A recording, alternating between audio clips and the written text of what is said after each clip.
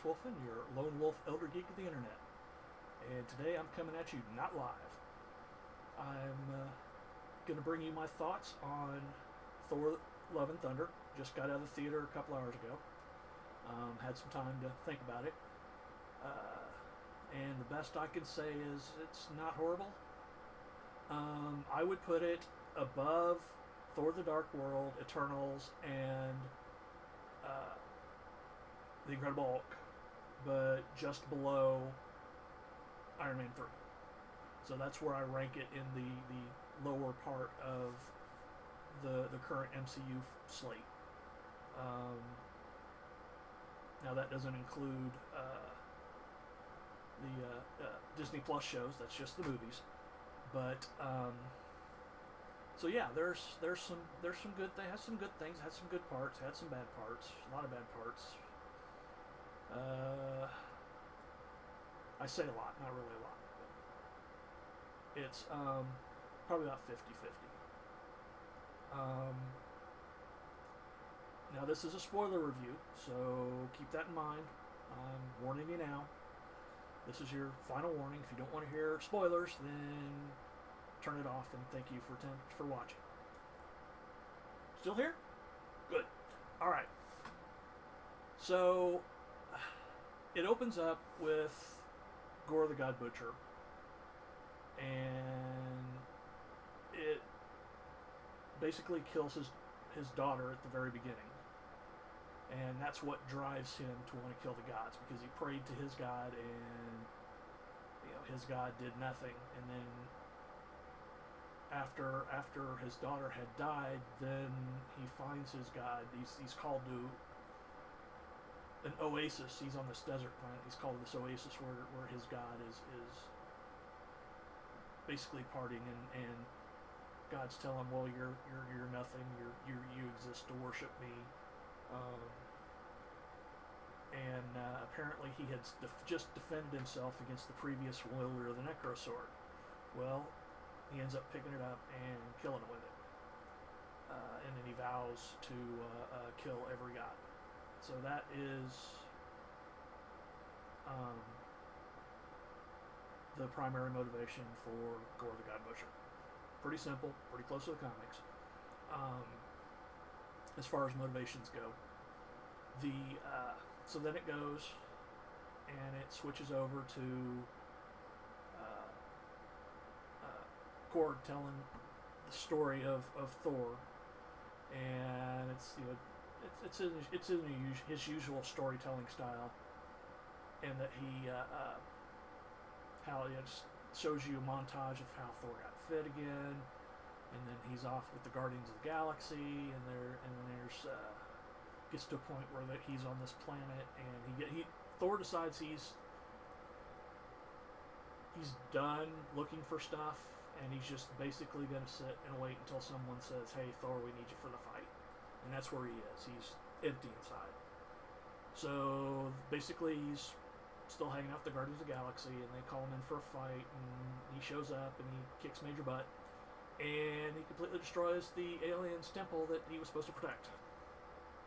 And of course, typical Thor obliviousness, and he doesn't realize that it was a big deal. And they give him two goats that scream constantly, all the time. It gets annoying quick. So after the fight, he parts ways with the Guardians, because they're looking at all the distress calls, and he sees Sif, and he wants to go rescue her. But the Guardians have too much else to do, so they decide to split up, and he goes with Korg to go rescue Sif. Well, they find Sif. You've seen in the trailer credit the big demon with the square quills on the back. That's the god of the same race as Beta Ray Bill is, which sadly didn't show up as much as I wanted. I'm still waiting for Beta Ray Bill. They got to give us Beta Ray Bill at some point. So they find Sif. Sif's had her arm chopped off, She's like, "Oh, leave me to die. I want to go to Valhalla." And Thor's like, "Well, you're not. You can't go to Valhalla. You only go to Valhalla if you die in combat." So they rescue Sif, and then when he goes back, he find and there's an allude. While he's going to find Sif, you see Jane Foster, and Jane Foster has cancer, which is just like the comic. So she's taking her treatments, trying to get that, and also doing research, trying to beat the cancer. Darcy makes a cameo, bringing her snacks, talking to her, and telling her, "Hey, you need to get out and not stay in the lab all the time and go through this alone."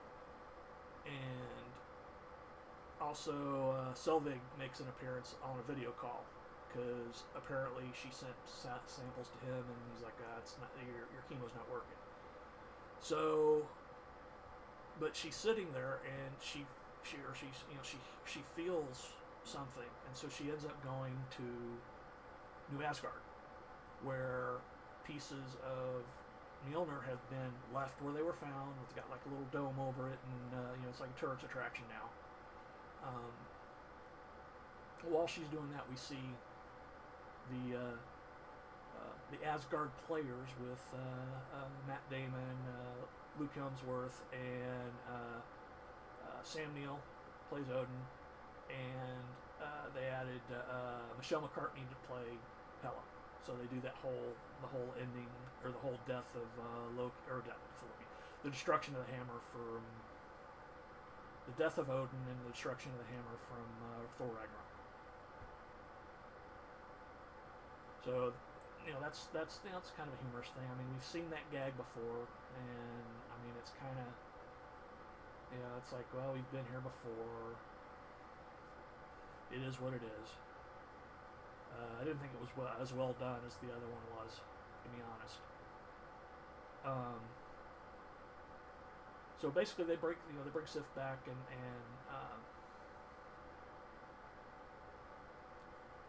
it turns out that when you see Jane Foster get to the pieces of Mjolnir, when she goes up to the dome, you can see the pieces vibrating and lightning and thunder and stuff, and they don't show it, but she becomes obviously the mighty Thor. And they, but Gore the God, they basically discover that Gore the God Butcher is heading for Asgard. That's next on the list. So they go back and they're fighting shadow monsters. And that's when, in the middle of the fight, is when Thor finally sees Jane again as the mighty Thor. And the reading is as awkward as you've seen. It's again, this is another scene from the credits that they've spoiled. The whole thing about him trying to grab Mjolnir, the whole thing, going Jane, and the building falls down. They showed all that already. So there wasn't a whole lot there. And to be honest, this movie is 2 hours, including credits. So this is the shortest Marvel movie that I can remember. And you can tell they cut stuff out of it. There's a lot more of gore they could have done. And let me just say, Christian Bale kills it as Gore. He is easily the best part of the movie. Hands down. So to get back to my spoiler tale, I don't want to give away too much, but they basically, go through, they sneak into this place that's like the hidden, hidden place of the gods, where all the gods hang out, and they sneak in there because you have to be invited. So they have this whole rigmarole, and There's a big fight scene. Because Thor gets caught talking during Zeus's speech, and that's when the whole uh, whoosh thing happened, and he ripped off the clothes, and yes, you do see Chris Hemsworth bare butt. There was audible titter in the audience, audible gasp from the women in the audience. So apparently that was a good thing. I'm not sure it's quite America's ass, but I'm sure it's fine. So they go through that. There's a big fight. Zeus ends up admitting that yes, they know about Gore the God Butcher, and they're scared, and he can't get here because he doesn't know where they are, and they're not going anywhere. So he's not going to help Thor put an army together. They say, and then Thor, and then Zeus is like, well, you can't leave. You know where this place is, and he can get it from you. And so there's a big fight, and during the fight, Zeus throws his lightning bolt at Thor, the God of Thunder, and he caught it and threw it back, and he goes through the chest of Zeus, seemingly killing him. And so they take off on the boat pulled by the goat using Stormbreaker as the Rainbow Bridge conduit. Basically pulls it on the Rainbow Ridge, and it's kind of cool.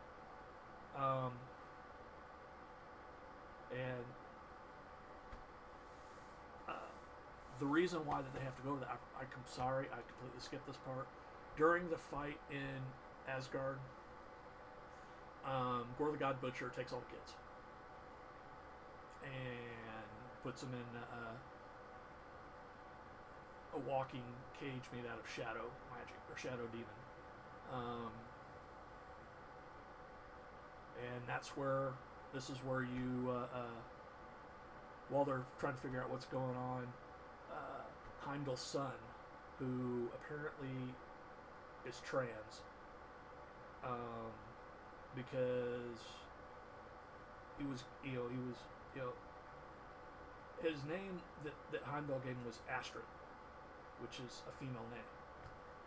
So that's implied that Alex, which is what he wants to go by now, was his old name, and so it implies that he changed gender, or not changed gender, but you know what I mean. So they threw that in there, but he has some of Heimdall's powers, with the eyes. So Thor's able to check on the kids, and there's all sorts of stuff. Like I said, I can go into a lot of detail, but I don't want to completely spoil it for you, because you should at very least watch it when it's streaming. But there are some things that they do that I think is a big detriment to the film. First of all, they give Gore the God Butcher a redemption arc. Disney's got this big thing about giving their villains redemption arcs. Villains don't need redemption arcs all the time, okay? Disney, can we stop that now? Can we have a villain that's actually a villain? The real bad guy? You got to have somebody that, they play Gore the God Butcher as sympathetic. And it works, and he is sympathetic, but it just kind of cheapens it that you don't have a real villain. He's actually a villain, but he's a villain that at the end does the right thing. Instead of just, getting his butt whipped. So they go through that. They go through, the whole Mighty Thor thing. Her storyline is pretty much, taken from the comics. Yes, Mjolnir is keeping the cancer, made her strong and made her Thor. Gave her Thor powers, but the cancer's still killing her, and because of the Mjolnir's using up her, basically all her energy being Thor, and her body can't fight the cancer. So that's why treatments aren't responding. So they go through this whole thing that, about, Thor, Thor and her get back together, by the way. in the movie. Lots of funny bits. I'm pissed they killed Korg, but he got better. Made him a face because he's a rock creature. Zeus threw his lightning bolt through him, and that's what pissed off Thor. Killed his best friend. So anyway, to go back, I'm sorry, I ramble. I should have warned you ahead of time. I tend to ramble, and I'll continue rambling. Just what I do. So, to go back where I was, they go through the big whole fight. They find out where he is. They go to the Shadow Realm where he is, and the kids are gone. Don't know where the kids are. So they're trying to figure that out, and it turns out he took him. It turns out that Gore the God Butcher wants to go to the Gate of Eternity, and the first person that gets to Eternity gets a wish. So he's going to obviously use it to wish all the gods dead. Turns out that the kids he brought the kids to the temple, and Thor ends up giving them some of his power, because remember, he has the Odin Force, so he has a lot of power. So there's a bunch of little mini Thors running around, not in suits, they're all kids and stuff, and there's cute moments, like this one little girl, and when he tells them to get weapons, so he gets, they get like pieces of, metal and stuff, and it's all energized, and it's all lightning stuff, and there's a big fight with the shadow creatures that Gore sends after him. And this one girl doesn't pick up anything. She uses her stuffed bunny and stuff, and she's holding out, and it's shooting lightning out, and she's spinning around and yelling. There's some cute moments. Heimdall's son kind of looks like a boss. They really do, do that. But Thor had gone on his own to fight Gore, because if Jane wields Mjolnir again, it'll kill her. Well, Thor's getting his ass whipped, and so Jane has to come save him. And there's a point in the movie when she's fighting, because she's fighting Gore the God Butcher, and he calls her Lady Thor, and she gets all indignant and goes, "My name is the Mighty Thor, or you can call me Dr. Jane Foster," and beating him up. So anyway, they do that. Well, they break the Necro Sword, which kind of ends that from being used in the future. They end up destroying it, but he had already used Stormbreaker to open the gate to Eternity. And Thor thought he stopped it, but he left the gate open. And so after the fight, he goes in there and makes it to Eternity. And Thor's talking to him, is like, it's like, don't, you don't need to choose vengeance, you can choose love. And it's like, what? And Gor's like, what? And Thor just turns around, starts to walk away, and he's like, "Don't turn your back on me." And Thor's like, "Well, I want to spend whatever time I have left with Jane, with the woman I love." So basically it convinces him to use the wish to bring back his daughter, but he's dying. He gets Thor to promise to take care of the little girl. So now Thor has a little female sidekick who is part Eternity. I have no idea where they're going with that. But there's at the end she's wielding Stormbreaker, and he gets Mjolnir back because Jane dies, and she turns to Stardust like Odin did. So they go through that, then they show that them fighting together, and it's kind of like the end of it. And you find out that Korg's gay. His race is all males. They mate by holding hands over lava until a baby shows up, and is formed in their hands between the two. Um, so yeah, he gets his body back, and then he meets some guy named Dwayne, who's his new person that he's with. Um, see, so but that's that's the end of it, and then there's two after credit scene. The first one, you find out Zeus isn't dead; he's just had a hole blown through him, and he lost his thunderbolt. Um, so he's talking about how that humanity's not worth it anymore and that sort of thing, and he's going to send Hercules off to kill Thor. And that's the mid credit scene. And then the end credit scene is you see Jane reform in Valhalla, and Heimdall's there, and there's they have a nice little scene. But it was good to see Heimdall back. Idris Elba. Anyway, so that's it. That's my completely, utterly crazy, rambling, different places. But I finally got to the end of the movie.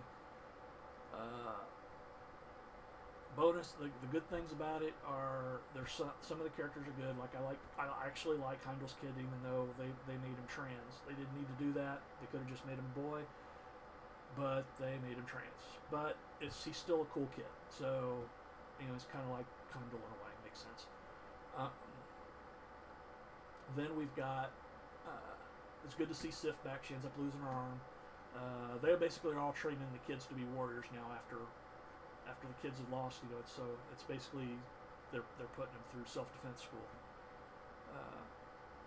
But from the end credit scene, it looks like they're setting Natalie Portman to come back as Valkyrie, or a Valkyrie.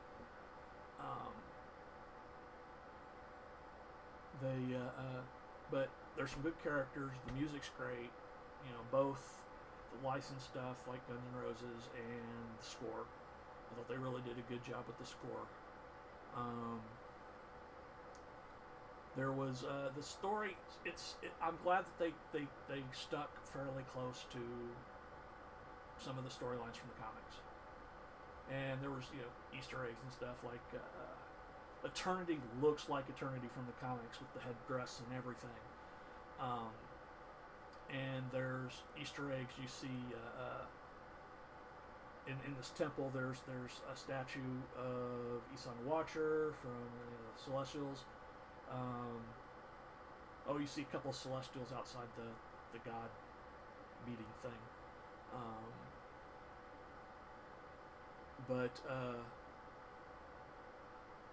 So yeah, there's some good Easter eggs there. But overall the humor's forced. It's not. Maybe force is the wrong word. It's more they've already done it, but they're trying to do it again. If that makes sense to you. Like the Thor play scene. They did that already. Well, they do it again in this one. Some of the old similar gags are in there from other movies. But overall it's not horrible. I would give it if I'm giving Eternals a 4, then I would give this a 5, which is about what I gave Iron Man 3. So, there's my completely rambling, insane take on Thor Love and Thunder. At the very least, I would wait. I would save your money and just go wait until it's streaming on Disney Plus, or you can rent it. Unless you can get like a dollar show, because I know, like, for example, my theater in my hometown has a $5 Tuesdays, and I go to a lot of movies that I don't really want to pay full price to go see. So I drop $5 and watch a movie in the AC for the afternoon. So anyway, sorry to ramble. That's just what I do. I hope you have a good day, and this is Daswolfen saying so long.